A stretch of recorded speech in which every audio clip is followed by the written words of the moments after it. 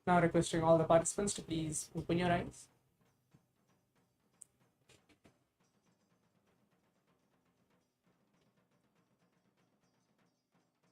And now let's take few minutes to write down, pen down everything what has been revealing to you through your third eye, through Swamiji, whatever Swamiji has showed you in this first round of the power manifestation. Make sure you're writing everything down.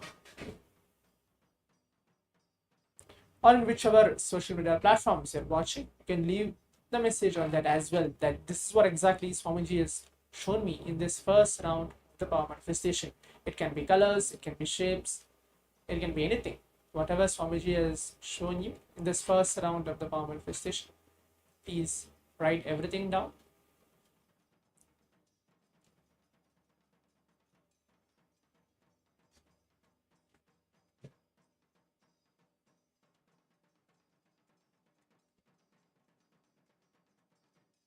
Yes, so now let's move on to see the answer. What is the image chosen for all of us for this first round of the power manifestation? Yes, now as you can see, this is the image. As you can see towards my right, this is the image which was projected to all of us for this first round of the power manifestation.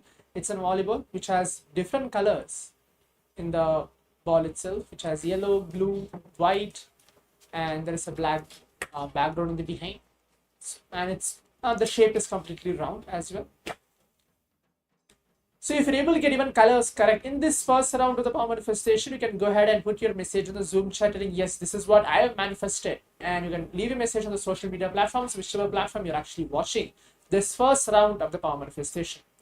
But if you're not actually manifesting this first round, you feel that I've just missed it, like I've just joined late, or I might not have manifested it. Can we have a second round? Yes, we will have a second round as well for this round of power manifestation. Only thing which Swamiji very beautifully tells, that more and more when you sit, spend at least 21 minutes a day. We have 24 hours a day. Spend at least 21 minutes a day into this power manifestation. Any power it can be. It doesn't need to be third eye. It can be any power which you feel that you want to actually sit and manifest. 21 minutes. Segregate the time for yourself and spend the time manifesting powers. You will see naturally more and more power manifestation happens. Additionally, like how Swamiji very beautifully said, that if you attend this Paramashivoham level 3, which is completely free of cost, from morning till night, till the time you prepare yourself to receive Swamiji. It starts with the yoga and goes with the different power manifestation sessions and different powerful cognition classes, preparing ourselves, preparing our being, our mind to receive Swamiji in that very particular day. So now let's move to the round 2 of the power manifestation. We'll be having a second round as well. Keep your eyes closed now. Please put on your eye bands. Make sure you're keeping your eyes closed.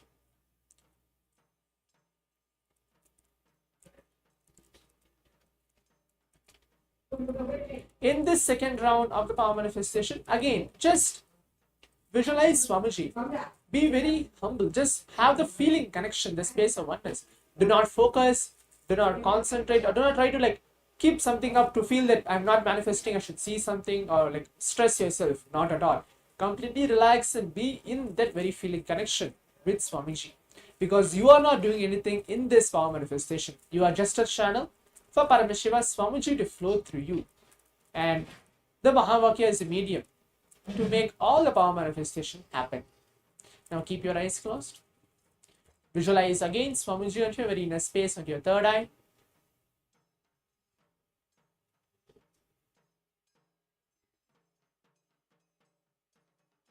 And now let's all chant the Mahā KAILāSA. Om Nithyananda Paramashivoham. Om Nithyananda Paramashivoham. Om Nithyananda Paramashivoham. Keep chanting the Mahavakya. As now I'm going to project the second round for the image. Keep your eyes closed.